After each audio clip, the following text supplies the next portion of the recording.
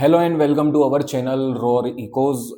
मेरा नाम है पार्थ वालड़िया एंड आज हम डिस्कस करेंगे एआई और एआई की impacts on our general day to day life और how it impacts on our student lives.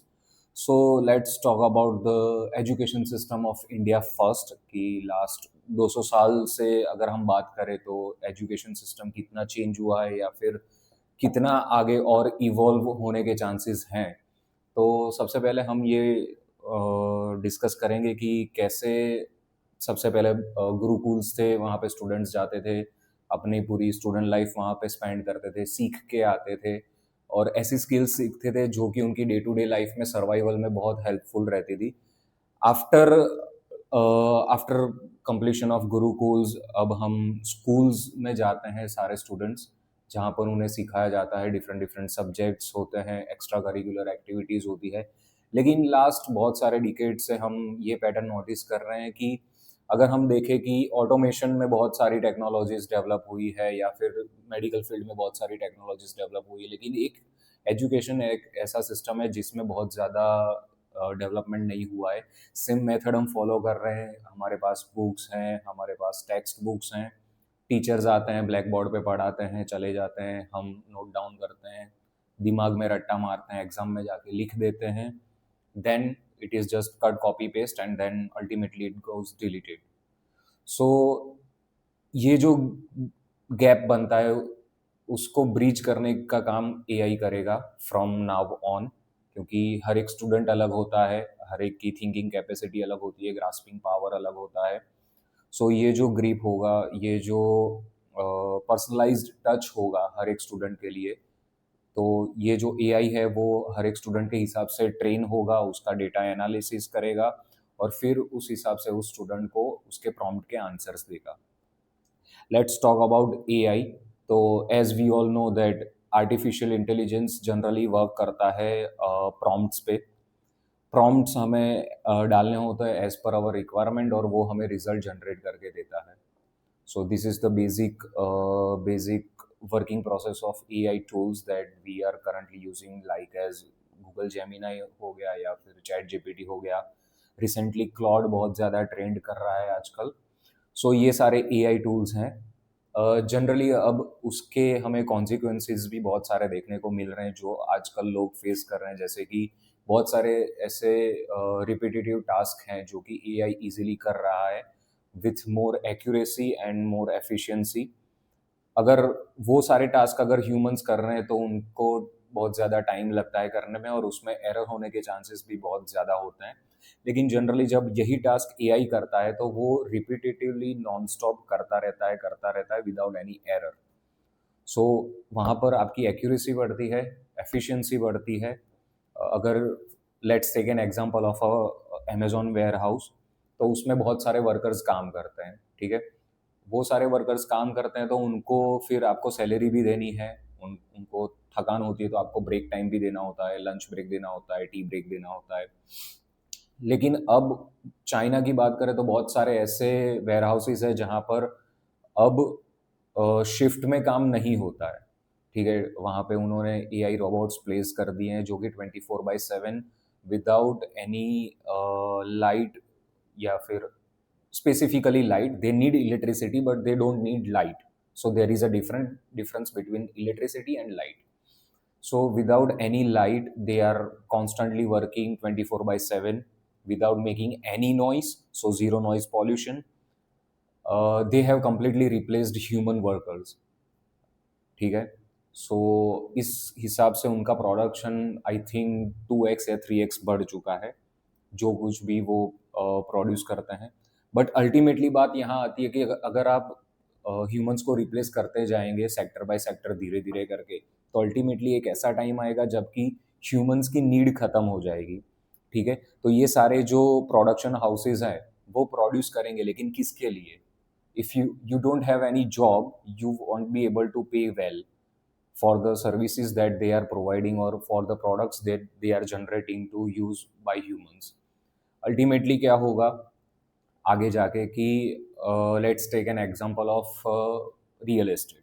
तो इंडिया में बहुत सारे मेट्रो सिटीज़ ऐसे हैं जहाँ पर जो प्रॉपर्टीज़ है वो EMIs पर परचेज की हुई है, तो उनका अराउंड 15 ईयर्स या 20 ईयर्स का EMIs होता है जनरली।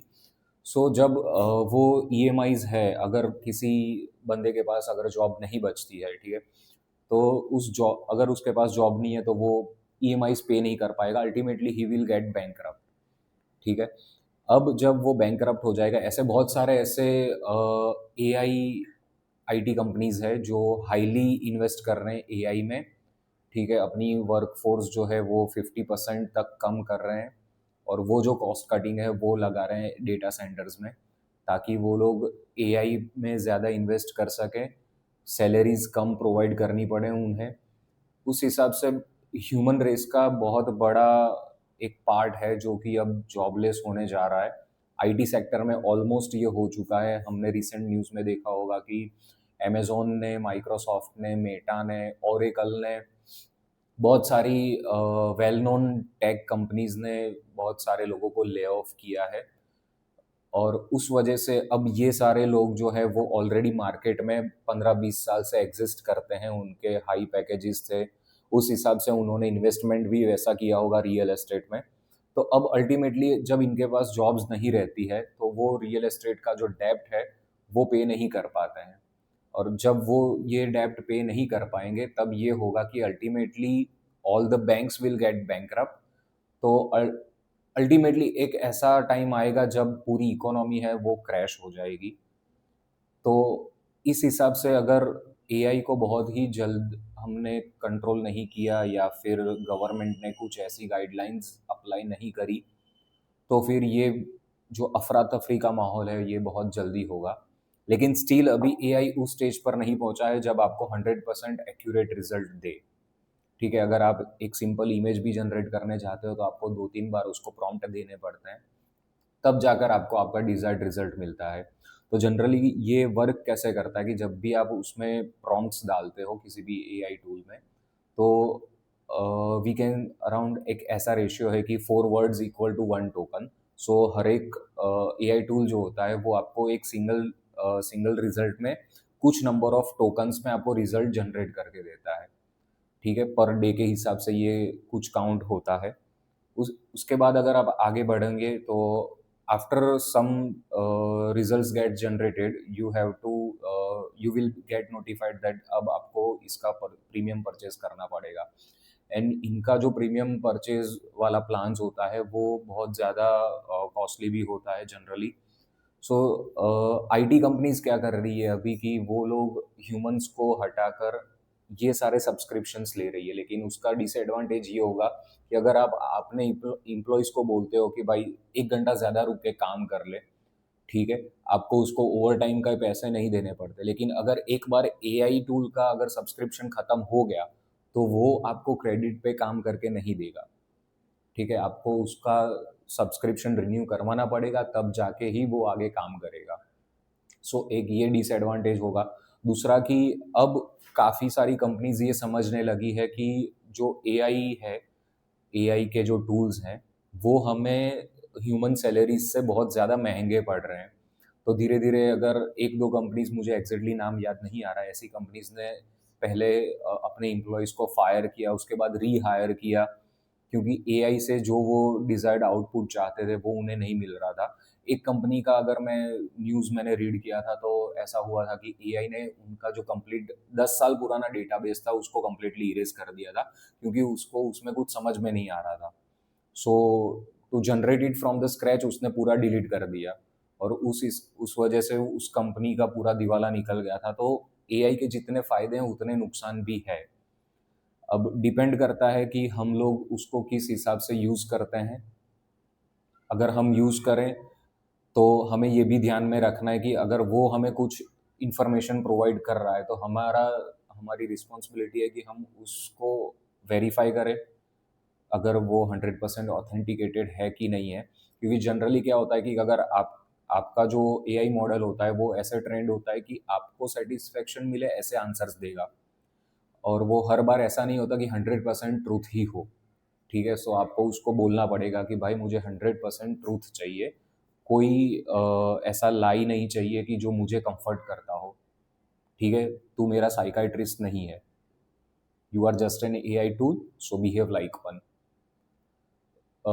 ये सारी प्रॉम्प्ट इंजीनियरिंग की बातें हैं जो मैं आपको बता रहा हूँ कि जनरली आपको अगर कोई रिजल्ट जनरेट करवाना होता है एआई में तो कैसे करवाओगे। सबसे पहले आपको रोल डिफाइन करना पड़ेगा कि उस एआई मॉडल को किस तरह का रोल अदा करना है इस रिजल्ट को जनरेट करने में। दूसरा ये है कि आपका सब्जेक्ट क्या है, आपको क्या एग्जैक्टली टास्क करवाना है। और तीसरा उस टास्क की डिटेल्स, कि आपको उस टास्क के अंदर कौन से डिटेल्स चाहिए। Let's take an example of, मुझे अगर एक इमेज जनरेट करवानी है तो मुझे एआई टूल को बोलना पड़ेगा कि भाई तू वर्ल्ड का सबसे बेस्ट इमेज जनरेटर टूल है, ठीक है। तो ये उसका रोल डिफाइन हो गया। उसके बाद मुझे ये बताना पड़ेगा कि भाई मुझे कौन सी इमेज चाहिए। Let's take an example of natural landscape की मुझे इमेज चाहिए। देन उसके बाद मैं उसमें डिटेल्स डालूंगा कि भाई मुझे उस लैंडस्केप में कौन सी डिटेल्स चाहिए। मुझे उसमें माउंटेन्स चाहिए, एक रिवर चाहिए, एक घर होना चाहिए, क्लाउड्स होना चाहिए, सनराइज हो रहा है या सनसेट हो रहा है। तो ये सारी डिटेल्स हैं जो मैं उसको प्रोवाइड करूँगा। और उसके बाद ये इन सारी चीज़ों को एनालिसिस करके फिर मुझे एक इमेज जनरेट करके देगा और उसके बाद हम उसको मॉडिफाई कर सकते हैं। तो this is how an AI model works. Let's talk about how it will impact to student lives. अब अगर हम बात करें तो स्टूडेंट लाइव्स में जैसे हमने बताया कि वो एक पर्सनलाइज्ड टच देगा जो कि स्टूडेंट और टीचर के बीच का जो गैप होता है उसे ब्रीच करेगा, ठीक है। लेकिन टीचर्स के लिए अब तक क्या हो रहा था कि एक क्लास होता है उसमें 80 बच्चे होते हैं या 60 बच्चे होते हैं। टीचर हर एक पे इंडिविजुअली ध्यान ध्यान नहीं दे पा रहे होते हैं। और जनरली हमारे यहाँ का एजुकेशन सिस्टम भी ऐसा है कि टीचर आते हैं स्कूल में, जनरली अगर वो प्राइवेट स्कूल है तो टीचर आते हैं, ब्लैक बोर्ड पे पढ़ाते हैं, फिर अपना लेक्चर ख़त्म करके चले जाते हैं। अल्टीमेटली क्या होता है, बच्चों को अलग से सीखने के लिए जाना पड़ता है, ठीक है। और ऐसे बहुत सारे, अब हम ये बोल सकते हैं कि ये एक फुली फ्लेज्ड बिजनेस की ओर आगे बढ़ रहा है और AI can control it as well.